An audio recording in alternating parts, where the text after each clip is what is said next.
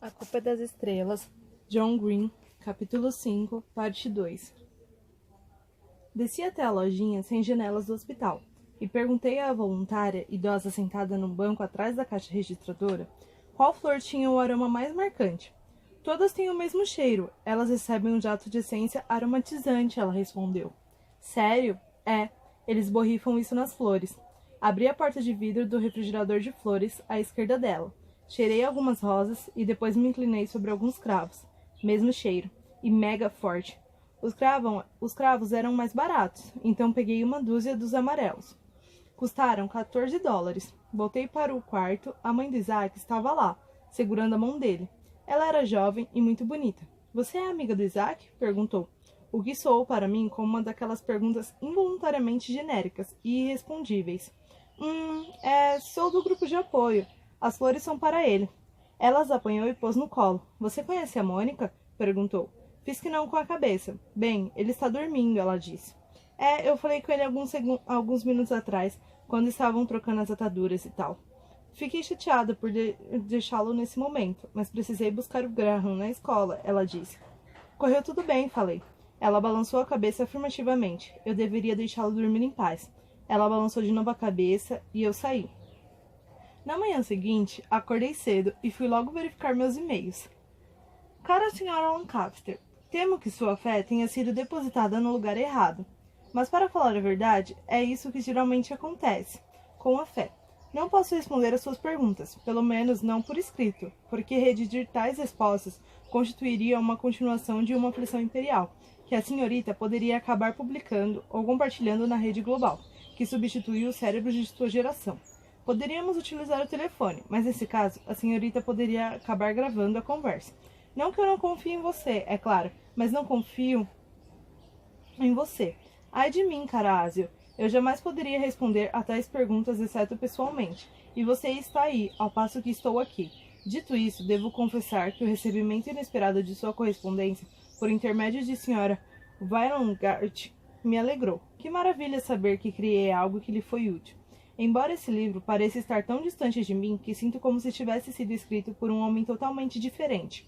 O autor daquele livro era, comparativamente falando, tão sensível, tão frágil, tão otimista.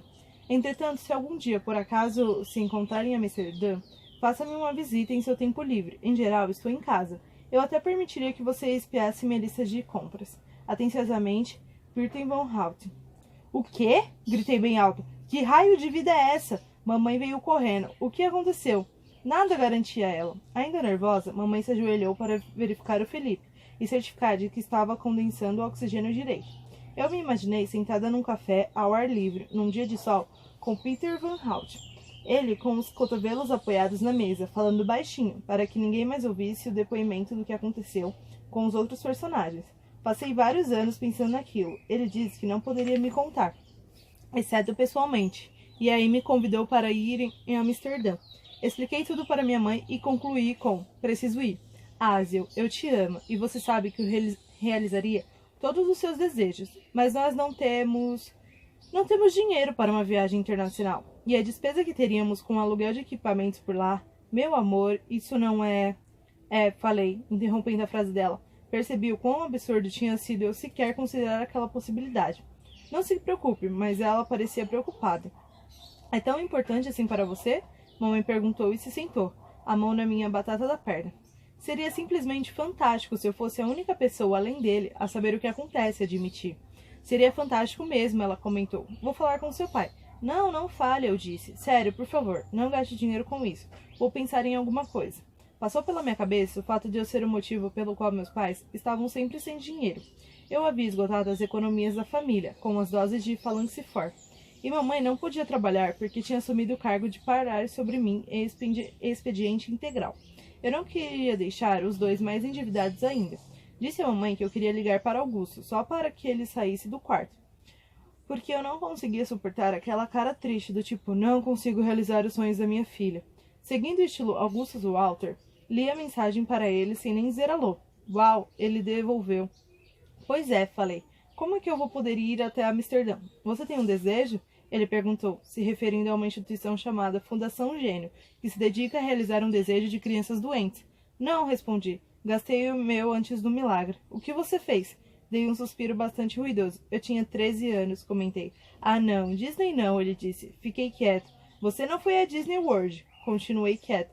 Azel Grace, ele gritou. Você não gastou seu único desejo indo à Disney World com seus pais.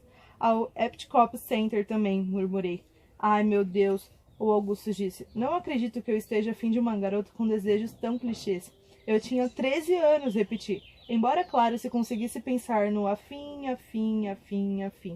Eu estava lisonjeada, mas mudei imediatamente de assunto. Você não deveria estar na escola ou coisa assim? Matei aula para fazer companhia ao Isaac, mas ele está dormindo. Por isso, fiquei aqui no saguão estudando geometria. E como andam as coisas por aí? Perguntei.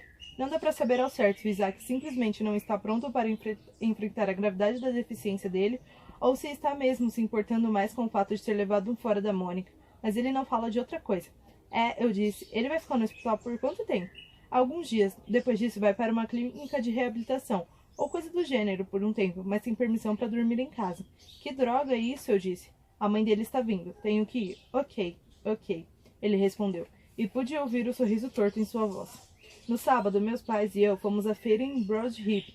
O dia estava ensolarado, o que é raro em Indiana, no mês de abril, e todo mundo lá na feira estava de manga curta, ainda que a temperatura não justificasse isso. Nós, habitantes de Indiana, os famosos Hoosiers, somos excessivamente otimistas com relação ao verão. Mamãe e eu nos sentamos num banco de frente para um fabricante de sabonete de leite de cabra. Um homem de macacão que tinha de explicar a cada uma das pessoas que passava por ali que sim, as cabras eram dele. E não, sabonete de leite de cabra não cheira a cabra. Meu celular tocou. Quem é? Mamãe perguntou antes mesmo que eu olhasse para o aparelho. Não sei, respondi, mas era o Gus. Você está em casa? Ele perguntou. Ah, não, eu disse. Essa era uma pergunta retórica. Eu já sabia a resposta, porque estou na sua casa. Bem, nós estamos a caminho, acho. Beleza, vejo você daqui a pouco. Vimos o Augustus Walter sentado na escada quando emicamos na entrada de carros. Ele segurava um buquê de tulipas cor de laranja, prestes a desabrochar, e estava usando uma camiseta do Indiana, Parsis, por baixo do casaco, uma escolha de indumentária que parecia totalmente despropositada, mas até que caía bem nele. Ele fez força para se levantar, me entregou as tulipas e perguntou, vamos sair para um piquenique? Eu fiz que sim com a cabeça, pegando as flores. Meu pai veio por trás de mim e cumprimentou o Gus com um aperto de mão. Essa é a camiseta do Rick Smith? Perguntou. Essa mesma. Nossa, eu adorava esse cara, papai disse. Os dois engrenaram imediatamente uma conversa sobre basquete, da qual eu não tinha condições de e nem queria participar. Então, levei minhas tulipas para dentro. Você quer que eu as coloque no vaso? Mamãe perguntou assim que entrei, sorrindo de orelha a orelha. Não, obrigada, respondi. Se colocássemos as tulipas no vaso na sala de estar, elas seriam de todos, e eu queria que fossem só minhas. Fui para o meu quarto, mas não troquei de roupa. Pentei o cabelo, escovei os dentes, coloquei brilho labial e a menor quantidade de perfume possível, o tempo todo espiando as flores. Elas eram excessivamente laranjas. Corriam até o risco de serem consideradas feias, de tão laranja que eram. Eu não tinha um vaso nem nada parecido, então tirei a escova de dente de dentro do porta-escova de dente e o enchi até a metade com água, deixando as flores lá no banheiro. Quando voltei para o quarto, ouvi vozes, então me sentei na beira da cama por alguns instantes e fiquei escutando a conversa pela porta entreaberta. Papai, então, você conheceu a Azel no grupo de apoio? Foi sim, senhor. Sua casa é adorável. Gostei muito das pinturas nas paredes. Mamãe, obrigada, Augustus. Papai, então, você também é um sobrevivente? Sou. Não cortei fora essa camarada aqui pelo simples prazer de fazer isso, embora seja uma estratégia de perda de peso. Excelente. Pernas pesam. E como anda a saúde? Sec, há 1 ano e 2 meses. Isso é maravilhoso. As opções de tratamento disponíveis hoje é realmente impressionante. Eu sei, tenho sorte. Você precisa entender que a Azel ainda está doente, Augustus, e que ficará assim para o resto da vida. Ela vai querer acompanhar seu ritmo, mas os pulmões... Foi quando apareci e ele parou de falar. Então, aonde é que vocês vão? Mamãe perguntou. O Augustus ficou em pé e aproximou a boca do ouvido dela, sussurrando a resposta, e depois encostou o indicador nos lábios. Xiii, ele disse, é segredo. Mamãe sorriu. Você está levando o celular? Ela me perguntou. Mostrei o aparelho para provar que estava. Aporrei o caninho do oxigênio nas rodinhas da frente e comecei a andar. O Augusto se apressou para me alcançar e ofereceu o braço, que aceitei. Segurei no bíceps dele. Infelizmente, ele insistiu em dirigir, para que a surpresa pudesse continuar sendo surpresa. Enquanto pulávamos aos trancos em direção ao nosso destino, falei. Minha mãe ficou totalmente encantada com você. E seu pai é fã do Smith, o que ajuda muito. Você acha que eles gostaram de mim? Com toda certeza. Mas quem se importa? Eles são só pais. Eles são seus pais, o Augusto falou, olhando de relance para mim. Além disso, eu gosto de ser gostado. Isso é loucura? Bem, você não precisa sair correndo para abrir a porta para mim ou me encher de elogios para que eu gosto de você. Ele pisou bruscamente no freio e eu voei para frente com tanta violência que meu fôlego ficou esquisito. Quase o perdi. Pensei na tomografia. Não se preocupe, não adianta se preocupar, mas me preocupei mesmo assim. Fritamos o pneu dando uma arrancada quando o sinal abriu e viramos à esquerda na erroneamente designada Avenida Bela Vista. Ela dá vista para um campo de golfe, mas não é nada belo. O único lugar que vinha à minha cabeça naquela direção era o cemitério. O Augusto enfiou a mão no console, abriu um maço cheio de cigarros e tirou um. Você nunca o joga fora? Perguntei. Um dos benefícios de não fumar é que os maços duram para sempre, ele respondeu. Já tenho esse aqui há quase um ano. Alguns cigarros estão rachados perto do filtro, mas acho que esse maço consegue chegar até meu aniversário de 18 anos. Ele segurou o filtro entre os dedos e o colocou na boca. Então tá, falou. Tá, lixe as coisas que você nunca vê em Indianópolis. Adultos magros, falei. Ele riu. Boa, continue. Praias, restaurantes que passam de pai para filho, relevo. Todos excelentes exemplos de coisas que faltam por aqui. E também programas culturais. Nós ficamos um pouco a desejar no quesito programas culturais, falei, deduzindo. Enfim, aonde ele estaria me levando? Estamos indo ao museu? De certa forma. Nós vamos àquele parque e tal? O Gus pareceu esvaziar. Nós vamos àquele parque e tal. Falou. Você já descobriu, não descobriu? Descobriu o quê?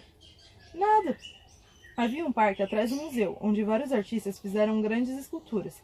Já tinha ouvido falar dessa instalação, mas nunca a visitara. Passamos de carro pela porta do museu e estacionamos, perto de uma quadra de basquete, repleta de arcos de aço enormes, azuis e vermelhos que simulavam a trajetória de uma bola quicando.